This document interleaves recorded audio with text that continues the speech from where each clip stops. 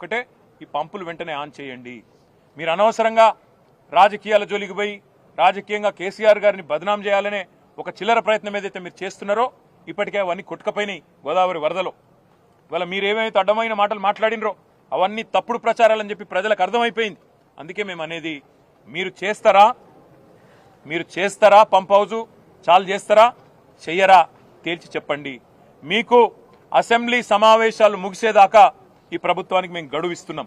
August 2కు assembly సమావేశాలు ముగుస్తా ఉన్నాయి. అప్పటిదాకా ఈ ప్రభుత్వానికి, ఎందుకంటే మేము కూడా అందరం హౌజ్లో నిలదీస్తాం, రైతుల పక్షాన ప్రభుత్వాన్ని అడుగుతాం, ఎందుకు చాలు చేస్తలేరు మీరు, అవసరమైతే ప్రత్యేక చర్చ పెట్టండి. లక్షలాది ఎకరాలకు సంబంధించిన ఎకరాలకు ఆయకట్టు నీళ్ళిచ్చే ప్రాజెక్ట్ ఇది.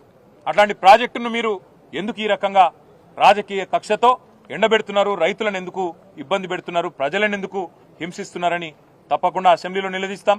ఆగస్టు 2 దాకా వేచి చూస్తాం. మీరు గనక ఆగస్టు 2 లోపల నిర్ణయం తీసుకొని పంపులు ఆన్ చేయకపోతే, నీళ్లు ఎత్తిపోయడం ప్రారంభించకపోతే 50,000 మంది రైతులతో మేము మా కేసీఆర్ గారి నాయకత్వంలో, మా పార్టీ నాయకత్వంలో మేమే వస్తాం, పంపులు మేమే ఆన్ చేస్తాం, రైతులకు ఎట్లా నీళ్ళు ఇయ్యాలో చూపెడతామని చెప్పి కూడా మా పార్టీ తరఫున చెప్తా ఉన్నాం.